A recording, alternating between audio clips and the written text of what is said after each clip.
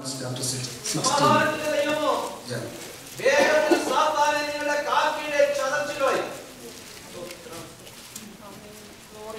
സമാധാനത്തിന് ദൈവം, the God of peace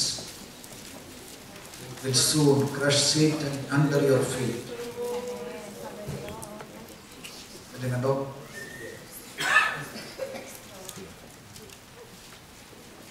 പുതിയ നിയമം വെളിപ്പെടുത്തുന്ന ദൈവം the God of war എന്നല്ല, the God of peace എന്നാണ്.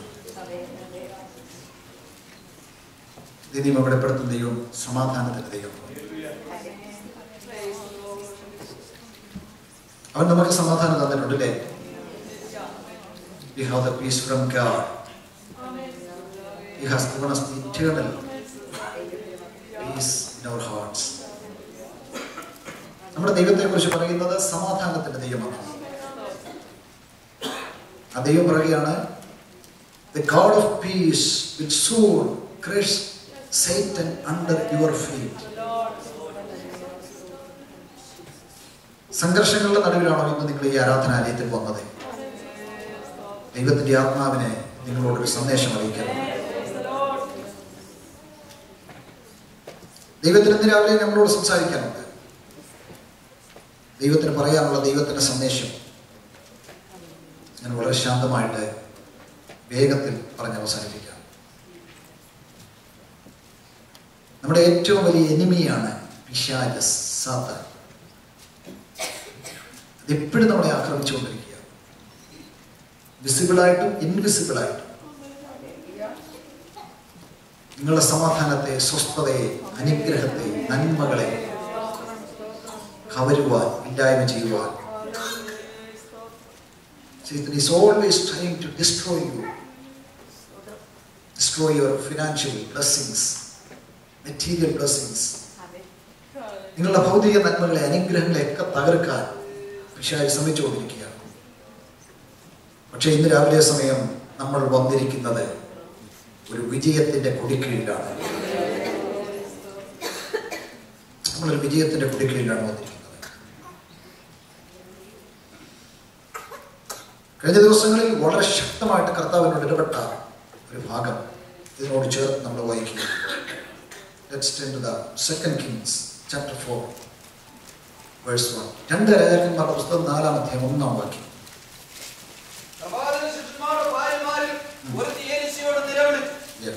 നിന്റെ ദാസനായ എന്റെ ഭർത്താവ് മരിച്ചുപോയി. നിന്റെ ദാസൻ യഹോവ ഭക്തനായിരുന്നുവെന്ന് നിനക്കറിയാമല്ലോ.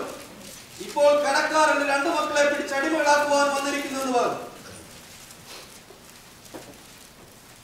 ഇത് ഞാൻ പല പ്രാവശ്യം പ്രസംഗിച്ചിട്ടുള്ള വിഷയമാണ്. പക്ഷെ ആ പ്രസംഗത്തിലെ കാര്യങ്ങളല്ല. ദൈവം എൻ്റെ ഹൃദയത്തിൽ വളരെ ശക്തമായി ഒരു സന്ദേശം നൽകി.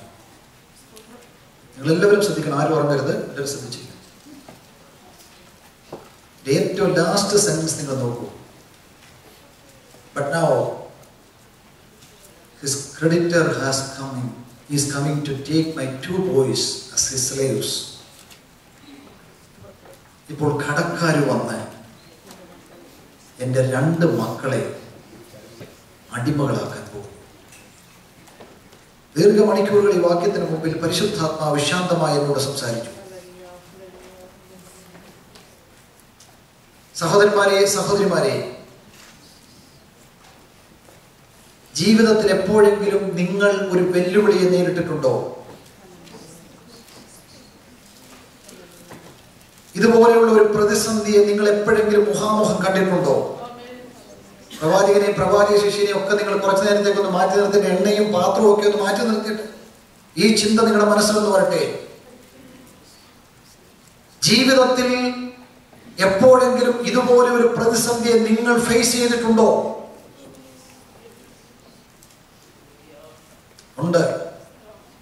ഉണ്ടെന്ന് ദൈവത്തിന്റെ വചനം പറയുന്നു, നിങ്ങളുടെ ഹൃദയം പറയുന്നു. എന്താണ് പ്രശ്നം ഞാൻ പറയാം. എന്റെ 2 മക്കളെ കടക്കാർ അടിമകളാക്കാൻ പോകുന്നു.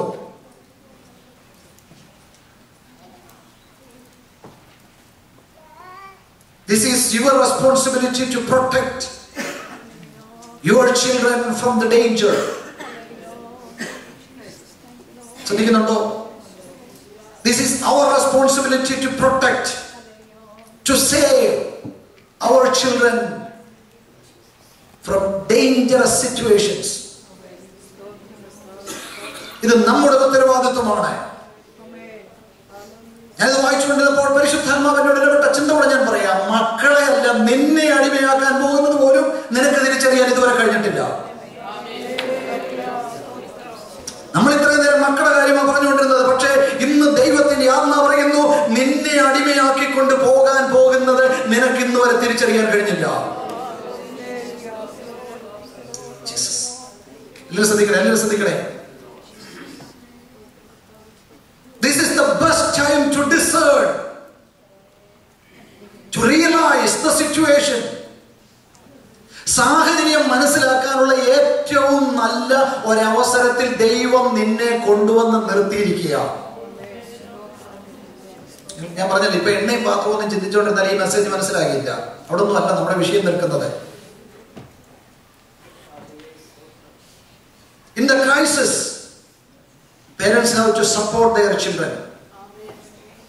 We need to encourage them, support them. It is our responsibility to protect them. ഈ മാതാവ് ആ ജോലി ഏറ്റെടുക്കുക. ഇവിടുത്തെ സഹോദരി ആ ജോലി ഏറ്റെടുക്കുക. എന്താ സഹോദരിയുടെ ജോലി? 2 മക്കളെ കടക്കാർ കൊണ്ടുപോകുന്നതിന് മുമ്പേ somehow, some way, I need to protect them. എനിക്ക് അവരെ സംരക്ഷിക്കണം. എല്ലാവരും കേട്ടോ നോക്കി, എനിക്ക് അവരെ സംരക്ഷിക്കണം. അപ്പൊ എനിക്കൊരു ചോദ്യമുണ്ട്. എന്റെ ചോദ്യം ഇതാണ്, കടക്കാർ മക്കളെ പിടിച്ചുകൊണ്ട് പോയോ? ഹലോ, ഇല്ല. കൊണ്ടുപോകാൻ വരുന്നതേ ഉള്ളൂ. അതെങ്ങനെ മനസ്സിലായി? സിംറ്റംസ് ഉണ്ട്. Praise God. ശ്രദ്ധിക്കണം ദൈവമക്കൾ.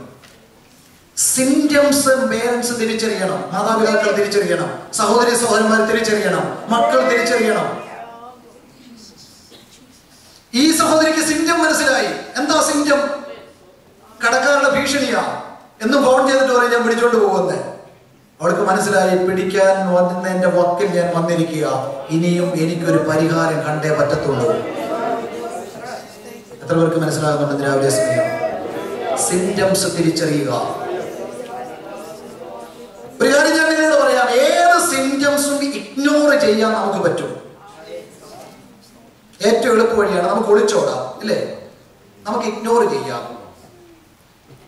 പക്ഷെ ഇന്ന് രാവിലെ ദൈവത്തിന്റെ വചനം നമ്മോട് പറയുന്നു, നിനക്കത് തിരിച്ചറിയാൻ കഴിയുന്നുണ്ടെങ്കിൽ this is the best time to kneel down before the presence of God. ദൈവത്തിന്റെ സന്നിധിയിൽ മുട്ടുകുത്താനുള്ള ഏറ്റവും നല്ല ലാസ്റ്റ് ചാൻസ് ദൈവം നിന്റെ ജീവിതത്തിൽ ഇന്ന് തന്നിരിക്കുകയാണെന്ന് പരിശുദ്ധാത്മാവ് ഈ ഹോളിൽ വിളിച്ചു പറയുന്നു. ഇരുന്നില്ല. Discern the situation. ഈ സാഹചര്യത്തെ നിങ്ങളൊന്ന് വിലയിരുത്തണം. ഇതൊരു ക്രിട്ടിക്കൽ മൂമെന്റാണ്. വളരെ നിർണായകമായ ഒരു സമയമാണ്. ഇപ്പോൾ നമ്മൾ ഉണർന്നില്ലെങ്കിൽ, ഇപ്പോൾ നമ്മൾ പ്രവർത്തിച്ചില്ലെങ്കിൽ, ഇപ്പോൾ നമ്മൾ എഴുന്നേറ്റില്ലെങ്കിൽ ഇതിന്റെ കോൺസിക്വൻസ് വളരെ വലുതായിരിക്കും. ഓ ഹല്ലേലൂയ. എത്ര പേർക്ക് മനസ്സിലാകുന്നുണ്ട്? ഇപ്പോൾ ഞാൻ ഉണർന്നില്ലെങ്കിൽ, ഇപ്പോൾ ഞാൻ എഴുന്നേറ്റില്ലെങ്കിൽ, ഇപ്പോൾ ഞാൻ പ്രാർത്ഥിച്ചില്ലെങ്കിൽ, ഇപ്പോൾ ഞാൻ ഉപവസിച്ചില്ലെങ്കിൽ ഇതിന്റെ കോൺസിക്വൻസ് വളരെ വലുതായിരിക്കുമെന്ന് ആ സഹോദരിക്ക് തിരിച്ചറിയാൻ കഴിഞ്ഞത് കൊണ്ട് അവൾ പ്രതികരിക്കാൻ തീരുമാനിച്ചു. Praise God. എത്ര പേർക്ക് രാവിലെ ഇത് മനസ്സിലാകുന്നുണ്ട്? ഇത് തിരിച്ചറിഞ്ഞിട്ടും കഴിഞ്ഞ അനേകം മാസങ്ങളായിട്ട് ഇത് തിരിച്ചറിഞ്ഞിട്ടും ഇന്ന് പകൽ വരെ നിനക്ക് ദൈവസന്നിധിയിൽ പ്രതികരിക്കാൻ കഴിഞ്ഞിട്ടില്ലെങ്കിൽ, റെസ്പോണ്ട് ചെയ്യാൻ കഴിഞ്ഞിട്ടില്ലെങ്കിൽ, ഇതാണ് ഒരു ലാസ്റ്റ് ചാൻസ് ദൈവം നിനക്ക് തരികയാണ്. ഒരു അവസാനത്തെ അവസരം ദൈവം നിനക്ക് തരികയാണ്. ഇന്ന് പകലിൽ ദൈവസന്നിധിയിൽ റെസ്പോണ്ട് ചെയ്യുന്നവർക്ക് വേണ്ടി ദൈവം പ്രവർത്തിക്കാൻ പോവുകയാണ്.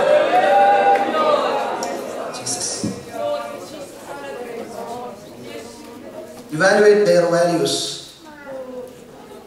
എന്റെ കുഞ്ഞുങ്ങൾ 2 പേരും നാളെ ആരാകുമെന്ന് നിനക്ക് ഇതുവരെ മനസ്സിലായില്ല. അവരുടെ വാല്യൂ എന്താണെന്ന് നിനക്കറിയത്തില്ല. ഈ കടം തുച്ഛമാണ്. ഇന്ന് എനിക്കത് വീട്ടാൻ വകയില്ല. പക്ഷെ ഇവര് മുതിർന്നു വന്നാൽ എനിക്ക് ആ കടം വീട്ടാം. അവരുടെ വാല്യൂ ഇന്ന് വരെ നിനക്ക് തിരിച്ചറിയാൻ കഴിഞ്ഞില്ല. നീ ഇവിടെ തല കുമ്പിട്ടിരിക്കുന്നത് ഈ കടം കണ്ടുകൊണ്ടാണ്. പക്ഷെ പരിശുദ്ധാത്മാവ് പറയുന്നു, അതുകൂടെ പരിഹരിക്കാൻ കഴിയുന്ന വലിയ റിസോഴ്സസ് ദൈവം ഇവരുടെ അകത്ത് വെച്ചിട്ടുണ്ട്. അവരോട് പരിഹരിക്കാൻ കഴിയുന്ന വലിയ റിസോഴ്സസ് ദൈവം ഇതിനകത്ത് വെച്ചിട്ടുണ്ട്. പക്ഷെ ഇത് ബെസ്റ്റ് ഓപ്പർച്യൂണിറ്റിയാണ്. ഇത് ഏറ്റവും നല്ല സമയമാണ്, പ്രതികരിക്കാനുള്ള സമയം. ഒന്നുകൂടെ പറയാം, ദൈവത്തെ ആരാധിക്കുന്ന ദൈവമക്കളോട് ഞാൻ ചോദിക്കട്ടെ, നീ രക്ഷിക്കപ്പെട്ട് സ്നാനപ്പെട്ട് ദൈവകൃപയിൽ നിൽക്കുന്ന ഒരു ദൈവവൈദ്യനാണെങ്കിൽ പ്രതിസന്ധിയുടെ നടുവിൽ നിനക്കൊരു വഴിയില്ലാതിരിക്കുമോ? ഇതാണ് എന്റെ ചോദ്യം. Yes, there is a remedy. There is a door to knock. നിനക്ക് ചെന്ന് മുട്ടാൻ ഒരു ഡോർ ഇല്ലാതിരിക്കത്തില്ല.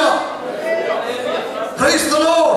ഇന്ന് പകലിൽ നിന്റെ പ്രശ്നത്തിന് പരിഹാരത്തിന് ഒരു സ്ഥലമില്ലാതെ വരികയില്ല. നീ പ്രവാചക ശിഷ്യന്റെ ഭാര്യയാണെങ്കിൽ, അക്ഷയമായിട്ട് ദൈവത്തെ സേവിച്ച ഒരു ദൈവവൈദ്യനാണെങ്കിൽ നിനക്ക് വേണ്ടി ഒരു വഴി ഇല്ലാതെ വരികയില്ല.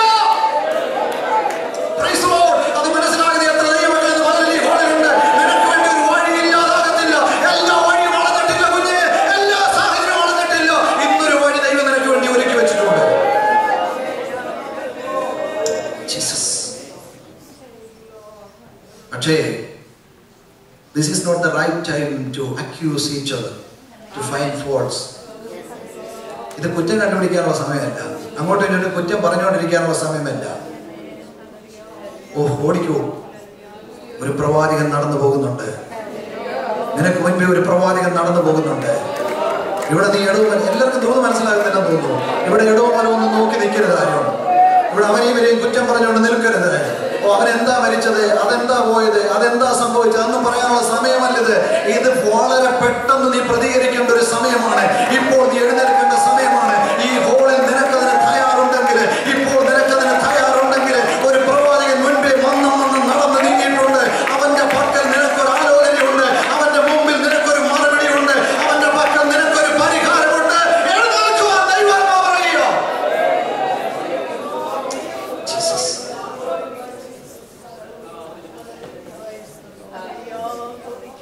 Act carefully. വളരെ ശ്രദ്ധയോടുകൂടെ പ്രതികരിക്കുക.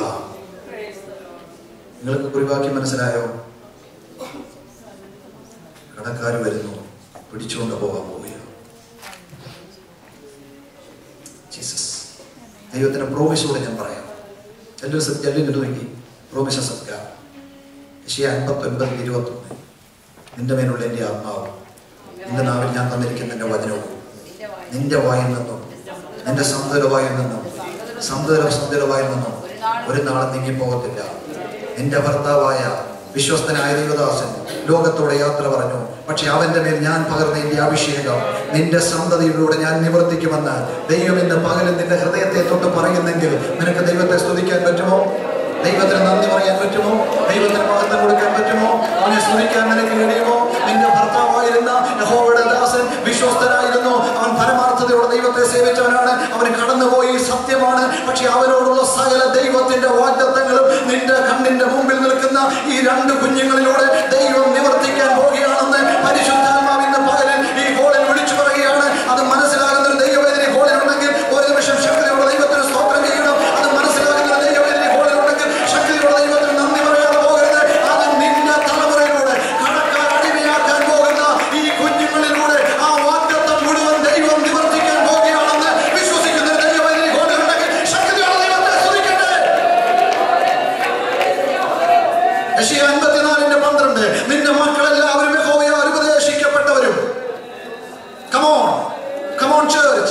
എത്ര പേർക്ക് മനസ്സിലാകുന്നുണ്ട്? നിന്റെ മക്കൾ ഒരാളെന്നല്ല, നിന്റെ മക്കൾ എല്ലാവരും യഹോവയാൽ ഉപദേശിക്കപ്പെട്ടവരും. അടുത്തത്, അവരുടെ സമാധാനം വലിയതുമായിരിക്കുമെന്ന് സൈന്യങ്ങളുടെ യഹോവ ഇപ്രകാരം അരുളിച്ചെയ്യുന്നു. സങ്കീർത്തനം 128:3. നിന്റെ ഭാര്യ നിന്റെ വീട്ടിൽ ഫലപ്രദമായ മുന്തിരിവള്ളിയും നിന്റെ മക്കൾ നിന്റെ മേശയ്ക്ക് ചുറ്റും ഒരു വിതൈകളും പോലെ ഇരിക്കും. യഹോവയെ ഭയപ്പെട്ട് അവന്റെ വഴികളിൽ നടക്കുന്ന ഏവരും ഭാഗ്യവാൻ. നിന്റെ കൈകളുടെ അധ്വാന ഫലം നീ തിന്നും.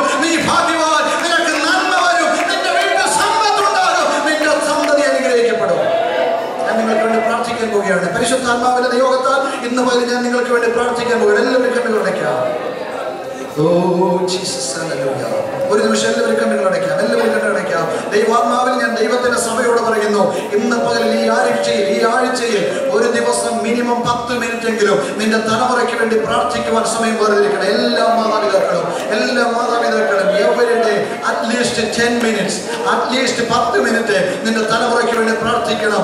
ആമേൻ. അവരെ കവർന്നുകൊണ്ട് പോകുവാൻ പുറപ്പെട്ടിരിക്കുന്ന നിങ്ങളുടെ ശക്തികളെ ഇന്ന് പകൽ ദൈവാത്മാവി ഹോളിൽ വിടുതലായിക്കട്ടെ. ദൈവാത്മാവി ഹോളിൽ വിടുതലായിക്കട്ടെ.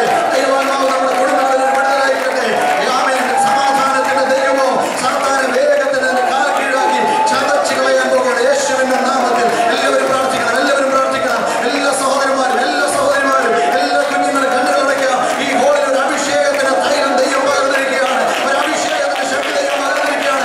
ഇന്ന് വരെ നീ പ്രാർത്ഥിച്ചതിൽ നിന്ന് വ്യത്യസ്തമായി പ്രാർത്ഥിക്കുവാൻ കഴിയുന്ന ആത്മാവിന്റെ ഒരു അഭിഷേകം ഇന്ന് പകൽ ദൈവം നിന്റെ മേൽ പകരുകയാണ്. ഓ സഹോദരന്മാരെ, നമ്മുടെ തലമുറയെ, നമ്മുടെ കുഞ്ഞുങ്ങളെ, നമ്മുടെ പ്രിയപ്പെട്ടവരെ, നമ്മുടെ നന്മകളെ അടിമയാക്കുവാൻ വരുന്ന പിശാചിന്റെ ശക്തിയെ ഈ പകൽക്കാലം വിവേചിച്ചറിഞ്ഞുകൊണ്ട് ഉയർന്നിരിക്കുന്ന ദൈവത്തിന്റെ കരത്തിൽ ഇപ്പോൾ വിശ്വസിക്കുന്ന ദൈവമക്കൾ ശക്തിയോടെ കർത്താവിനെ സ്തുതിക്കട്ടെ.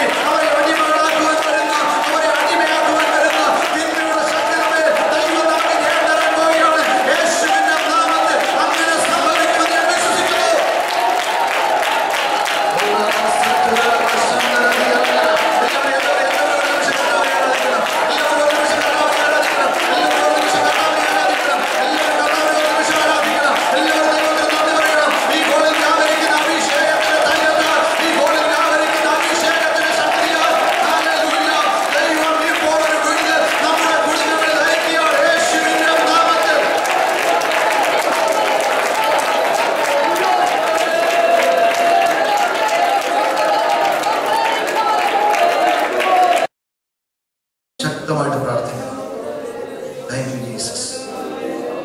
എന്റെ ദൈവത്തിന്റെ വചനം പറയുന്നു, ശത്രു ബലവാനാണ്, പക്ഷെ അവനെ കാൽ കീഴാക്കി ദൈവം ചതച്ചു കളയും. അവനെ കാൽ കീഴാക്കി ദൈവം ചതച്ചു കളയും. നിന്റെ കാൽ കീഴിൽ നീ ചതക്കുകയല്ല, എന്റെ ദൈവത്തിന്റെ കാൽ കീഴിൽ അവനെ ചതച്ചു കളയും. ഇന്ന് പലക്കാലം അവൻ ചതച്ചു കളയുന്ന ദൈവമാണ്. വിശ്വസിക്കുന്ന ദൈവത്തിന്റെ സഭയെ ഇത് കരയാനുള്ള സമയമാണ്, ഇത് നിലവിളിക്കാനുള്ള സമയമാണ്, ഇത് പ്രാർത്ഥിക്കാനുള്ള സമയമാണ്, എഴുന്നേൽക്കാനുള്ള സമയമാണ്, ദൈവത്തിന് വേണ്ടി നിൽക്കുവാനുള്ള സമയമാണ്. ആമേൻ. ദൈവത്തിന്റെ ദാസൻ എന്ന് പലരുടെ പ്രസംഗിച്ചല്ലോ, യഹോവയുടെ വലങ്കൽ ഉയർന്നു നിൽക്കുന്നു. നിന്റെ വീട്ടിൽ ഉയർന്നു നിൽക്കുന്ന ദൈവത്തിന്റെ കരമാണെന്ന് നീ വിളിച്ചു പറയണം. നിന്റെ വീട്ടിൽ ഉയർന്നു നിൽക്കുന്നത് ദൈവത്തിന്റെ കരമാണെന്ന് വിളിച്ചു പറയണം. യേശുവിന്റെ നാമത്തിൽ ആമേൻ. നിന്റെ തലമുറയെ, നിന്റെ നന്മയെ അടിമയാക്കി കൊണ്ടുപോകാൻ പുറപ്പെട്ടിരിക്കുന്ന ദുഷ്ട ശക്തികളെ സ്വർഗത്തിൽ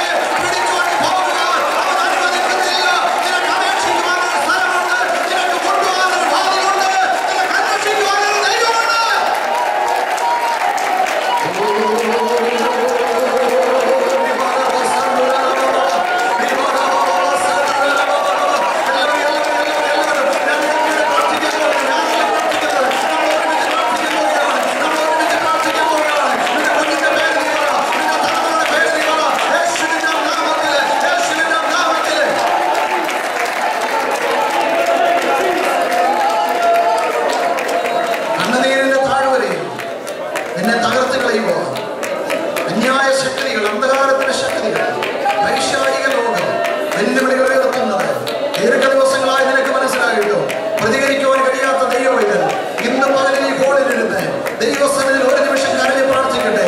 നിന്റെ കണ്ണുനീരിന്റെ മുൻപില് ദൈവത്തിന്റെ കരം ഈ ഹോളിൽ ചലിക്കുകയാണ്. ഓ, ഈ ഹോളിൽ ഉയർന്നു നിൽക്കുന്ന യഹോവയുടെ കരമുണ്ട്. ഇവിടെ ഇറങ്ങി വരുന്ന ദൈവത്തിന്റെ തീയുണ്ട്. ഇവിടെ വ്യാപരിക്കുന്ന ദൈവത്തിന്റെ ശക്തിയുണ്ട്. ഓ, നിന്നോടുള്ള നിന്റെ കുടുംബത്തോടുള്ള സകല വാഗ്ദത്തങ്ങളും നിവർത്തിക്കപ്പെടേണ്ടത് ഈ തലമുറയിലൂടെയാണ്. എന്നാൽ അവരെ തകർത്ത് കളയുവാൻ, എന്നാൽ അവരെ പിടിച്ചുകൊണ്ട് പോകുവാൻ പോരാടുന്ന അന്യായ ശക്തികളെ യേശുവിന്റെ അധികാരമുള്ള നാമത്തിൽ, യേശുവിന്റെ അധികാരമുള്ള നാമത്തിൽ, യേശുവിന്റെ അധികാരമുള്ള നാമത്തിൽ, യേശുവിന്റെ അധികാരമുള്ള നാമത്തിൽ വിശ്വസിക്കുന്ന ദൈവമേ, എല്ലാവരും കർത്താവിനെ സ്തുതിക്കട്ടെ. എല്ലാവരും ദൈവത്തെ സ്തുതിക്കട്ടെ. ഈ ഹോളിൽ വ്യാപരിക്കുന്ന ദൈവത്തിന്റെ അഗ്നിയാണ്. ഈ ഹോളിൽ വ്യാപരിക്കുന്ന ദൈവത്തിന്റെ അഗ്നിയാണ്. ആരും ഇടപെടാൻ നോക്കരുത്. ആരും മൗനമായിരിക്കരുത്. ആരും നിശബ്ദരായിരിക്കരുത്. നിന്നെ തകർക്കുവാൻ, നിന്നെ പരാജയപ്പെടുത്തുവാൻ, നിന്റെ തലമുറയെ തകർത്ത് കളയുവാൻ വ്യാപരിക്കുന്ന തിന്മയുടെ ശക്തികളെ യേശുവിന്റെ നാമത്തിൽ ഇപ്പോൾ നമ്മൾ കീഴടക്കുക.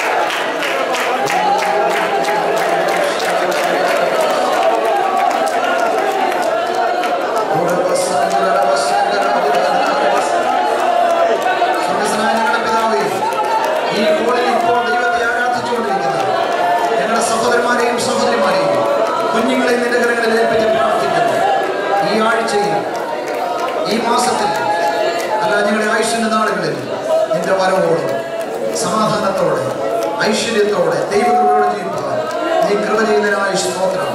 ഞങ്ങളുടെ മുൻപിൽ വെല്ലുവിളിക്കുന്ന ദുഷ്ട ശക്തികളുടെ മേൽ, ഞങ്ങളുടെ ജീവിതത്തിനെതിരായി വെല്ലുവിളിക്കുന്ന